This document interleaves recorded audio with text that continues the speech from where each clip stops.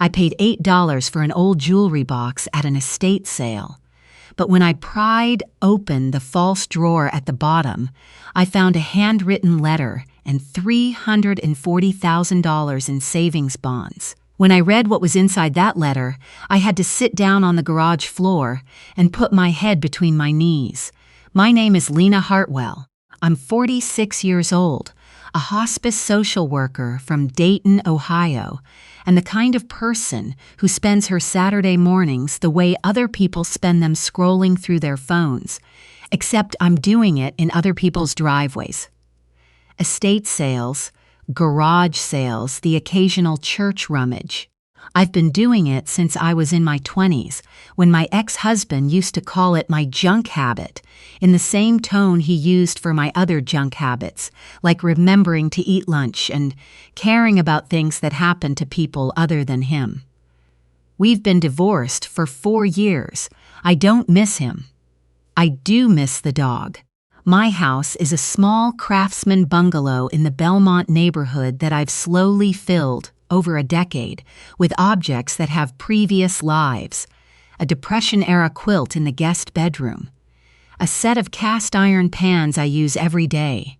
A rocking chair with a replaced seat that still creaks in exactly the same rhythm, no matter who sits in it. I find something comforting in things that have outlasted their original owners. In my line of work, I think about that more than most people do. The sale was listed on an estate liquidation site I check every Thursday evening. A 2-story colonial on Elmhurst Drive in Kettering. Modest neighborhood, the kind where people have lived in the same house for 40 years and still know their neighbors' middle names. The listing said the estate belonged to a woman named Vera Stanton, age 83, recently deceased. Her executor was her daughter. The sale was being managed by a company called Heller & Associates, which I recognized. I'd been to their sales before. They ran tight operations, organized and fairly priced. I arrived at 7:30, which is 45 minutes before the advertised start time, which is the only way to get a number in the first 20. I got number 11. I drank my coffee standing on the sidewalk with the other early people, the regulars, nodding at the faces I recognized without knowing any names. There's a companionable silence among early bird estate sale people that I've always appreciated. We all know why we're here. No one pretends otherwise. The jewelry box was on a card table in the dining room, set among a collection of other small items. A ceramic fruit bowl, a pair of brass candlesticks, 3 paperback novels with cracked spines. The box was rosewood, or something that wanted to be rosewood, about the size of a shoebox but deeper. The velvet lining inside was faded to a dusty rose color that had probably once been a brighter pink. There were a few pieces of costume jewelry still inside, a cameo brooch, a pair of clip-on pearl earrings, a silver bracelet that had gone slightly black. The price tag said $8. I picked it up and turned it over in my hands the way I always do, running my thumbs along the seams, the joints, the bottom. That's when I felt it. The base of the box was thicker than it should have been, significantly thicker, maybe 1.5 inches. I pressed on it with my palm and felt a faint give. Not structural weakness, more like compliance. Like it wanted to open for someone who knew where to press. I set it back down. I looked at it for a moment. Then I put it under my arm and carried it to the checkout table and paid my $8 without saying anything about the bottom. I drove home through quiet Saturday morning streets with the jewelry box on the passenger seat, which I realize in retrospect says something about my state of mind. I put it on my kitchen table. I made a second cup of coffee. I sat down across from it and looked at it for a while. The way you look at something you're not entirely sure you want to open. Then I got a flathead screwdriver from the junk drawer and found the seam. It took me about 6 minutes. The false bottom was a single fitted piece of thin plywood, covered in the same faded velvet as the rest of the box, precisely cut. Patient work. Careful work. The kind of work that takes time and intention. Underneath it were two things. The first was a white envelope, letter-sized, sealed with a strip of tape that had gone slightly yellow with age. My name is not on it, no name at all. Just the word Finder in capital letters, written in blue ballpoint pen in a steady, deliberate hand. The second was a bundle wrapped in a piece of brown paper, secured with a rubber band that snapped when I tried to remove it. Inside the paper were savings bonds, U.S. Series EE's savings bonds, most of them issued in the 1990s, bundled in groups of 10, each with a face value of $1,000. I didn't count them right away. I sat there for a long time holding one of them, looking at the date, the denomination, the name of the issuer.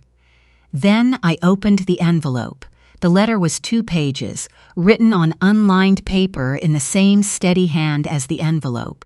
The handwriting of someone who had taken penmanship seriously, who had been taught that the way you write reflects the way you think. I don't know who you are. I hope you're someone who needed to find this. I've been putting these aside since 1987. My husband knew I did it, and he approved. My daughter does not know, and that is intentional. Her husband's name is Craig Alderman. I have watched him for 12 years, and I know what he is. He has been moving money out of their joint accounts for at least 4 years, small amounts, just below the amounts that require reporting. He is methodical, and he is patient, and he believes that no one notices. I noticed. My daughter loves him. That is the most complicated sentence I've ever written. She loves him, and she does not see him clearly.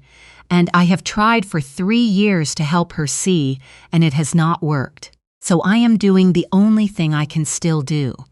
I am making sure that whatever he takes from her, there is something he cannot take. If you are reading this, I am gone. The box will have been sold with the rest. He will not look for it because he does not know it exists. That was always the plan. Use it well, whoever you are.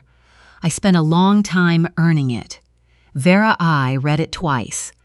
Then I sat down on the kitchen floor because that seemed like the appropriate response to the situation, and I sat there for a long time.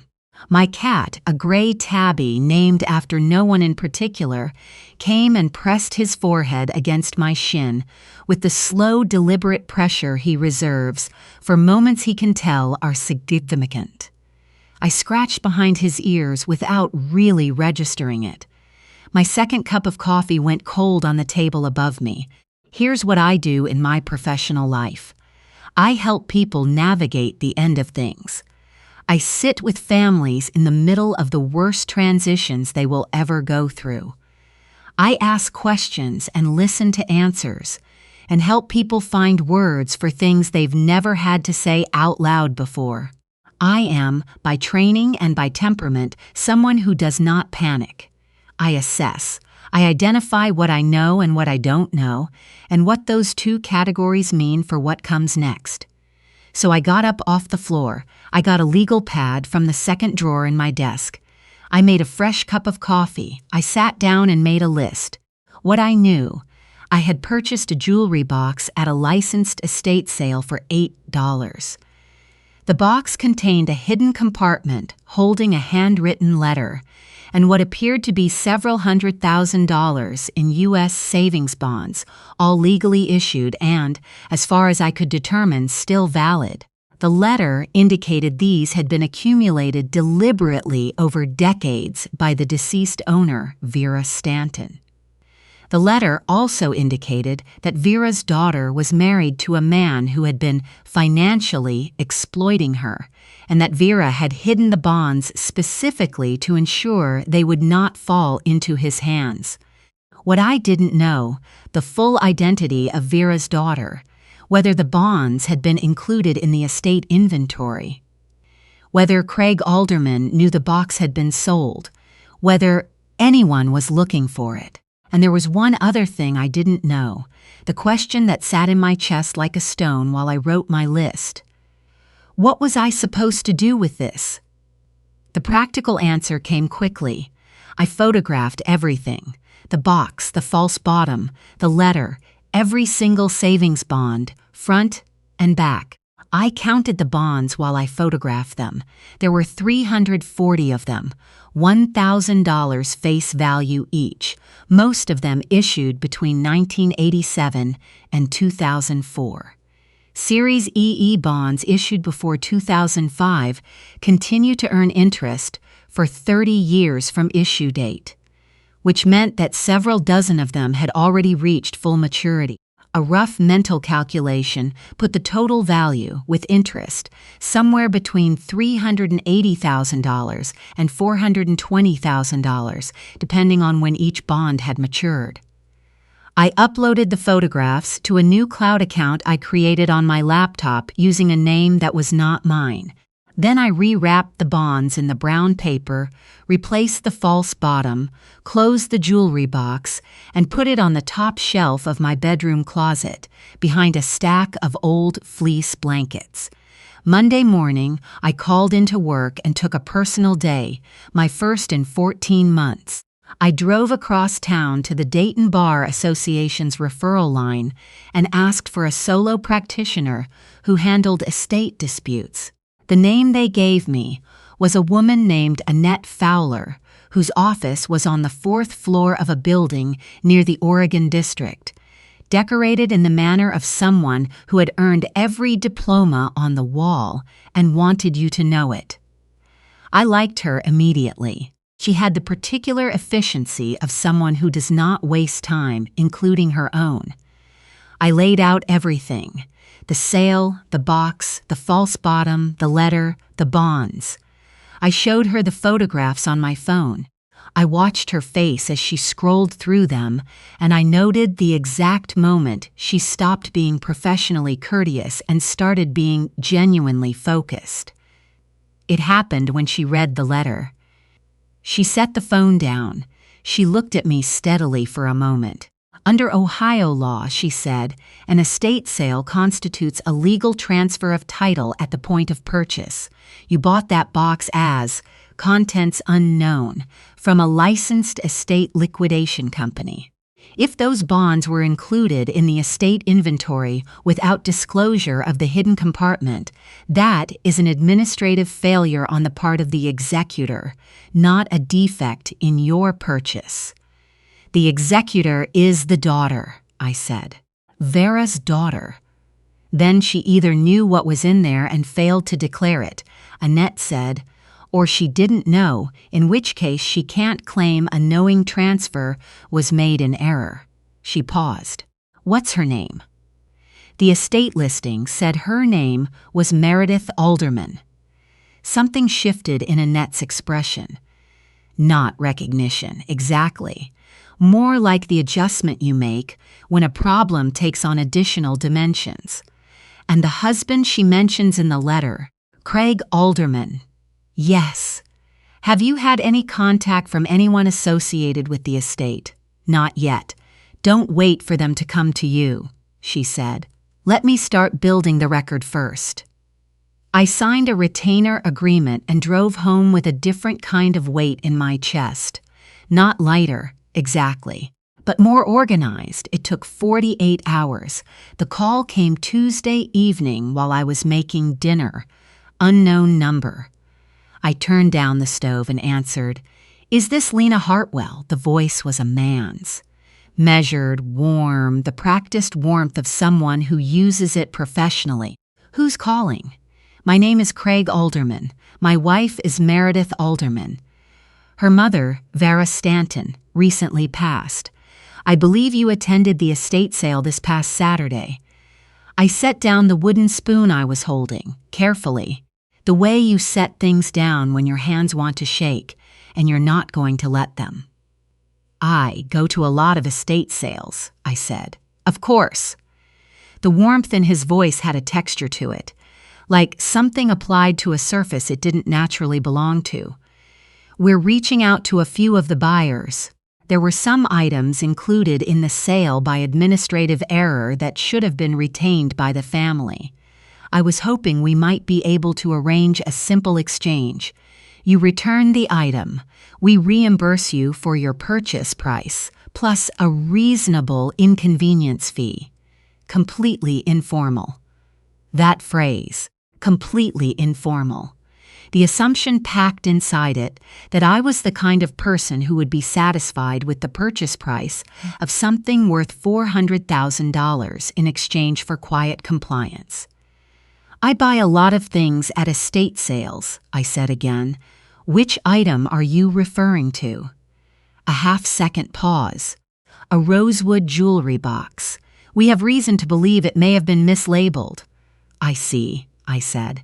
Can I reach you at this number if I have questions? He gave me a second number. Cell phone, he said. He hoped we could handle this efficiently. He said the word efficiently the way some people say reasonably, which is to say, as a way of implying that failure to comply would be unreasonable. I hung up and texted both numbers to Annette immediately. Then I stood in my kitchen and let myself think about what it meant that he had found me in less than 48 hours. It meant he had either been at the sale himself, and I tried to remember faces from Saturday morning, the regulars I recognized, anyone who hadn't fit, or he had someone there who had recorded buyer information. Either way, he knew my name and my phone number. I went to my front window. A silver SUV was parked across the street, 2 houses down. I had never seen it before. The engine appeared to be running. I could see a faint shimmer in the cold air near the exhaust pipe. The windows were dark. I photographed it through the gap in my curtains. Then I called Annette and told her everything. The next morning, I drove to Heller and Associates and asked to speak with the woman who managed their Kettering operations. Her name was Joan Heller, early 60s, the kind of person who ran things with the calm authority of someone who had seen every possible complication and stopped being surprised by any of them. I asked her, carefully, whether the estate inventory for the Stanton property had been authorized in full by the executor. She pulled up the file. She frowned at her screen in a way that told me something before she said anything. The executor signed off on the full inventory, she said, including a line item for a rosewood jewelry box with contents. She turned the screen slightly so I could see. Contents listed as assorted costume jewelry. She looked up at me. Why? Making sure my purchase is documented, I said. Would you be able to give me a copy of the signed authorization? She printed it without asking further questions. I thanked her and walked to my car. The silver SUV was not in the parking lot, but I checked twice before I pulled onto the street. Meredith Alderman had signed that form. She had authorized the sale of her mother's jewelry box with its contents listed as assorted costume jewelry.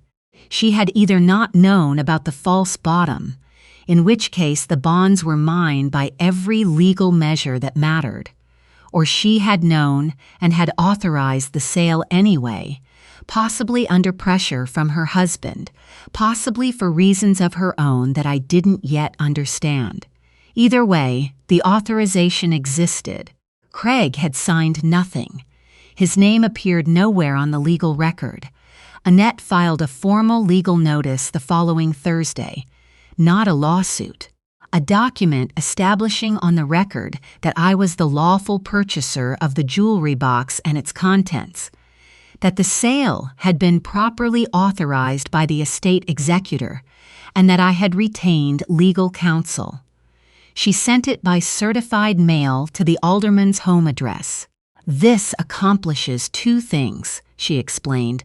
It puts them on notice that you're not going to be managed through a phone call, and it creates a paper trail that makes it significantly harder for them to pursue any claim without drawing attention to the bonds themselves. And if they're angry? I said. They will be, she said. Probably Craig more than Meredith. She was right.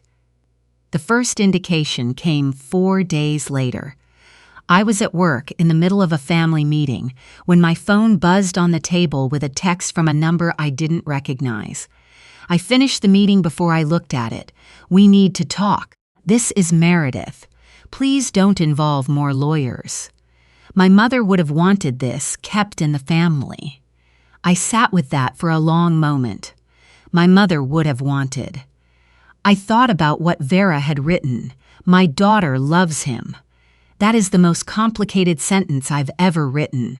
I thought about a woman sitting alone in a colonial house in Kettering for years, watching, accumulating, planning. I texted back, "Please have your attorney contact mine. Her information is on the legal notice you received." The response came 3 hours later. "Can we just talk? Please." Woman to woman. I didn't respond. What came next happened on a Wednesday evening, 6 days after the legal notice was delivered. I was in my living room grading case notes when the doorbell rang at 7:15. I looked through the peephole. Meredith Alderman and Craig Alderman were standing on my front porch. Meredith was holding a bakery box, the kind that comes with a ribbon. Craig was standing slightly behind her, which I noticed, because men who believe they are in control of a situation generally do not stand behind their wives. I opened the door, but I did not open the screen door. Meredith Alderman was in her mid-50s, fine-boned, with a particular kind of careful grooming that takes effort to look effortless. Her eyes were red-rimmed, the kind of redness that comes from days of crying rather than hours. Craig Alderman was tall, late 50s, silver-haired, with the confident posture of a man who had spent his professional life being the most competent person in the room. He was wearing a good coat and an expression of patient reasonableness that was doing a great deal of work. "Lena," Meredith said. Her voice was soft. "I know this is an imposition. I'm so sorry to come to your home. I needed you to know that I'm a real person, that this isn't just a legal matter for us." "I appreciate you saying that," I said, "but anything related to your mother's estate needs to go through my attorney. That position hasn't changed." "Of course." Craig stepped forward slightly, taking a half step out from behind his wife. "We're not here about legal specifics. We just wanted to give you some context that we think might be important." He had a good voice, the kind of voice that sounded inherently reasonable. Whatever was in that box, whatever my mother-in-law may have written, she was not entirely herself in her final years. She had fears that weren't grounded in reality. She became convinced of things about people she loved that simply weren't true. I looked at him. I looked at Meredith, who was watching me with the careful, slightly held breath expression of someone who needed something to work. "Did her estate attorneys conduct a capacity evaluation before probate?" I asked. Craig's expression flickered, just slightly. "Just for a moment. We're not trying to make this adversarial," he said. "Neither am I," I said. "I'm asking a factual question about whether the executor's competence was formally evaluated." Meredith put her hand on Craig's arm. "We brought you something."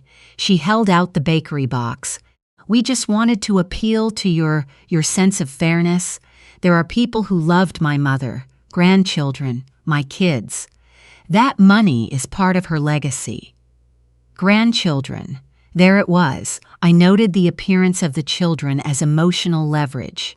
I recognized the technique because I had spent 2 decades watching people use it in family meetings, not always cynically, sometimes from genuine desperation, but it was still a technique. "I understand that this matters to your family," I said. "I genuinely do.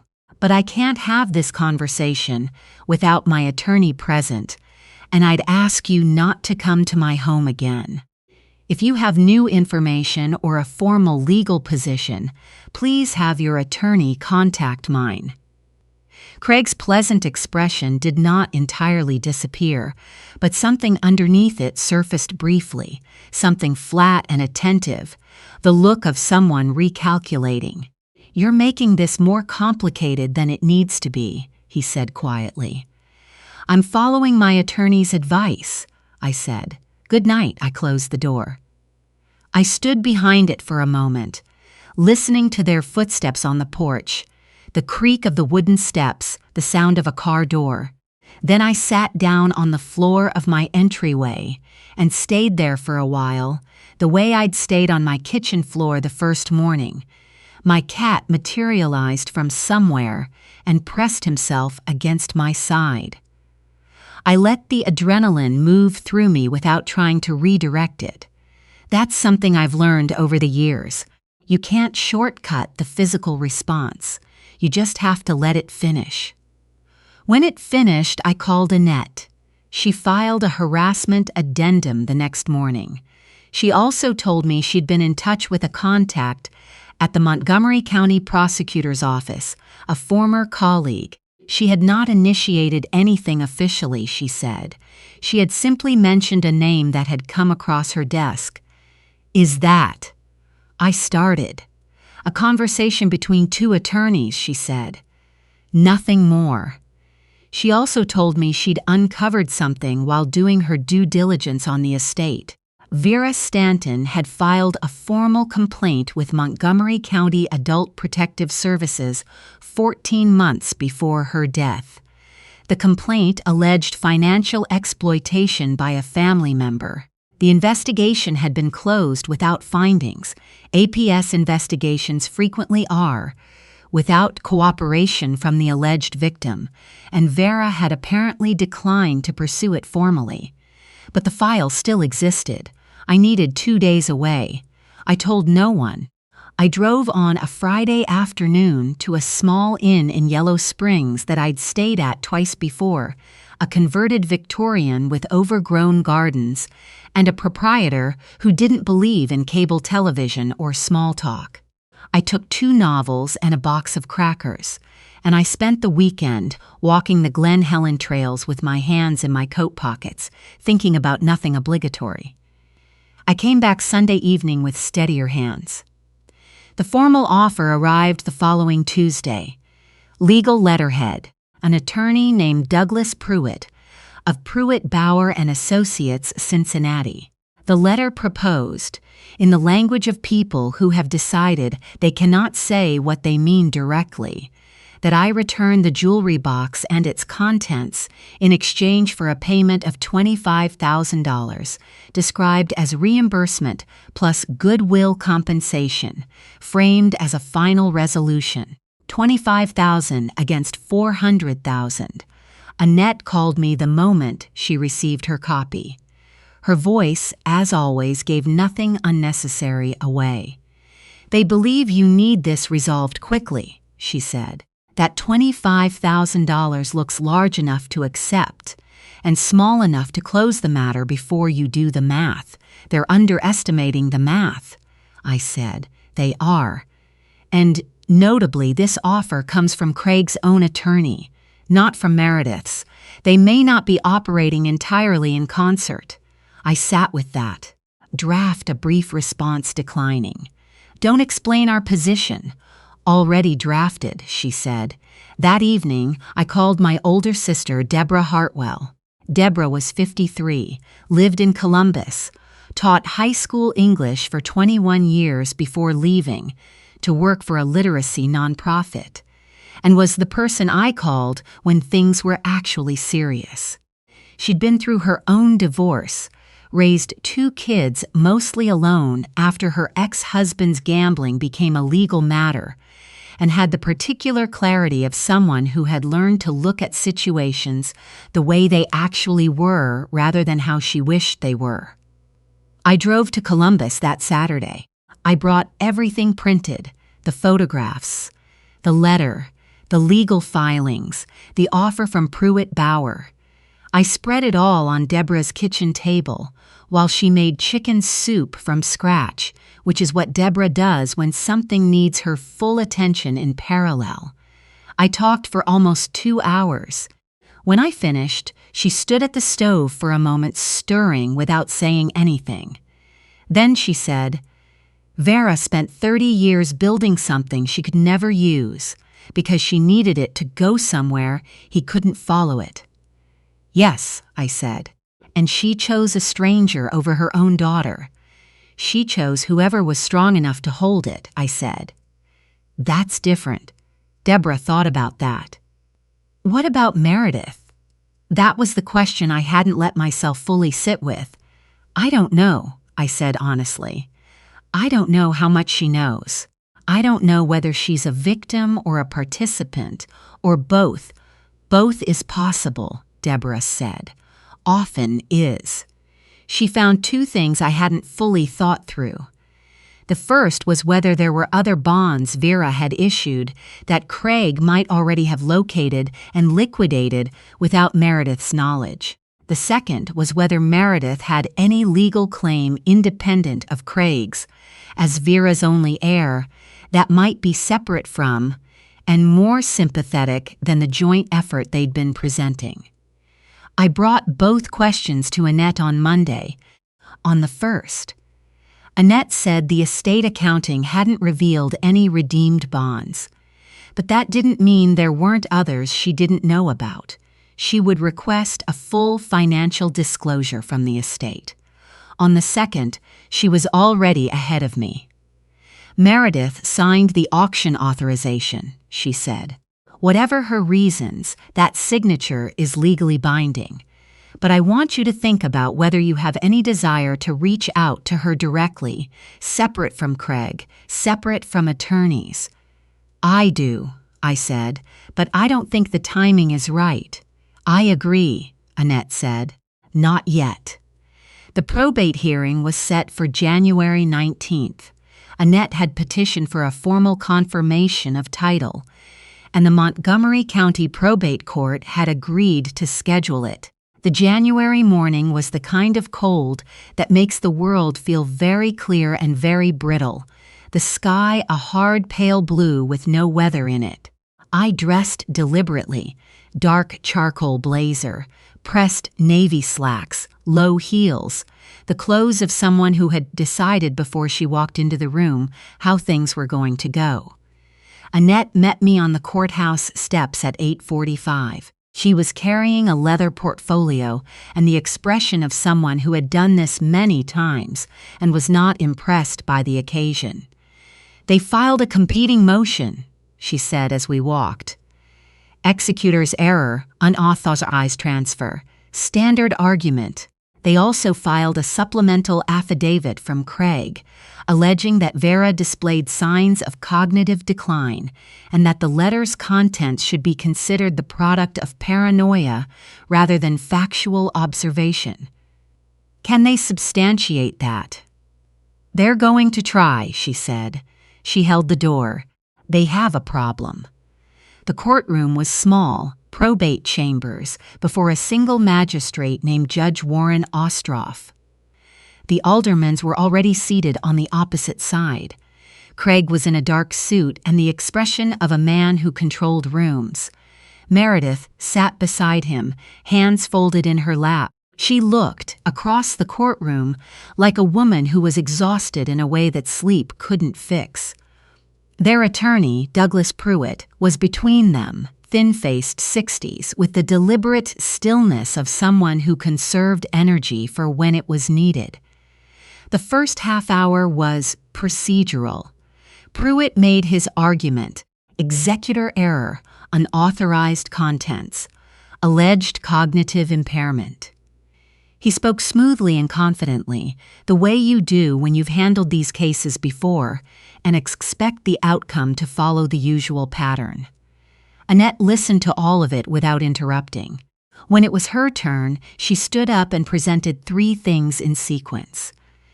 The first was the signed estate inventory authorization.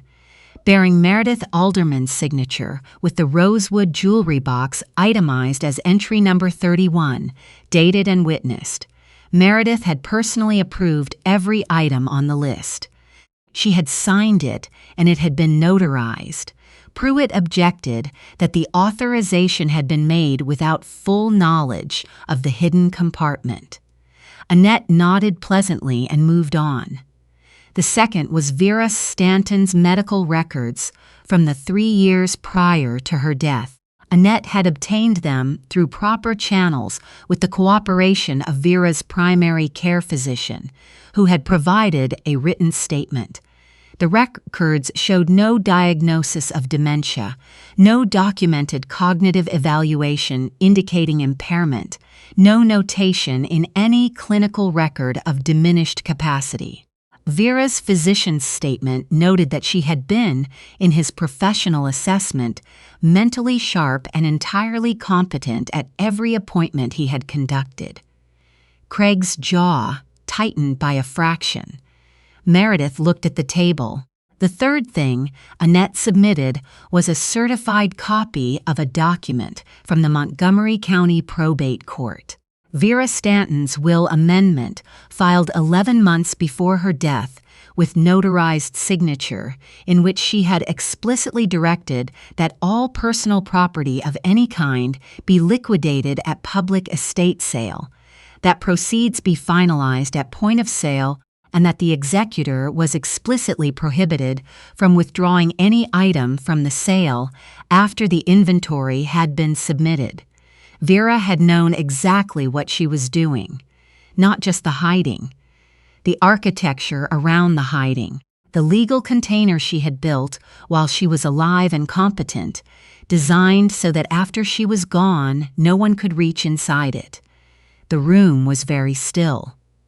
"Your Honor," Annette said, "my client purchased the item in question through a legal, properly authorized transaction. The transfer was completed in accordance with both the estate inventory authorization and the decedent's clearly expressed legal instructions. We're asking the court to confirm title." Judge Ostroff looked at Pruitt. "Counselor?" Pruitt leaned toward Craig. There was a quiet exchange. Craig shook his head once, a small controlled motion, and then I saw Meredith look at him, and for the first time in the proceeding, her expression changed. Something moved across her face that was not grief and not anger exactly, but something that contained both. Pruitt straightened. "Your Honor, we would request a brief continuance to review the newly submitted documents. The original legal notice was filed 5 weeks ago," Judge Ostroff said. His voice was even.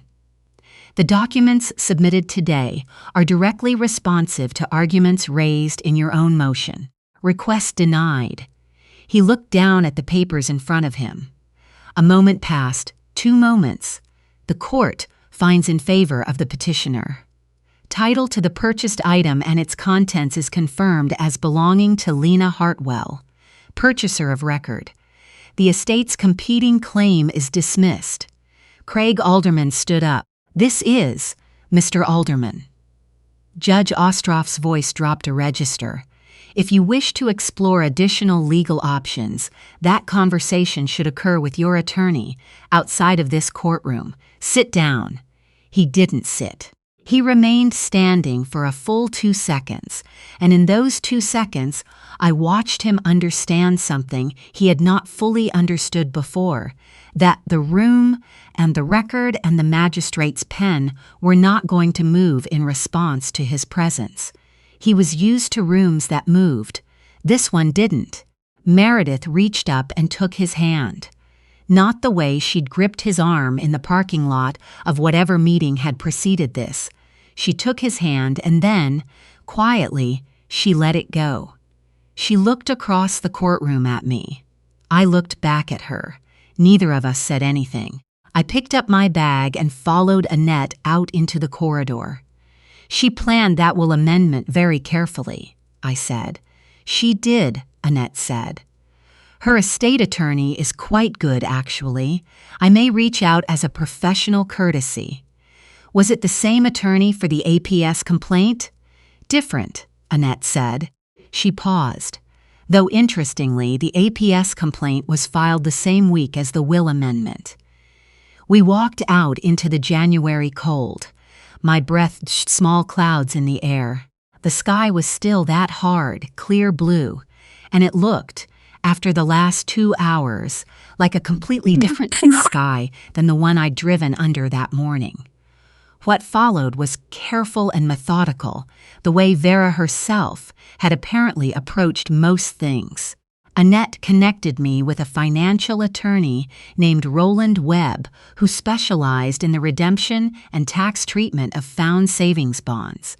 He was a precise man in his early 60s who seemed to find genuine satisfaction in orderly processes, which was exactly what I needed.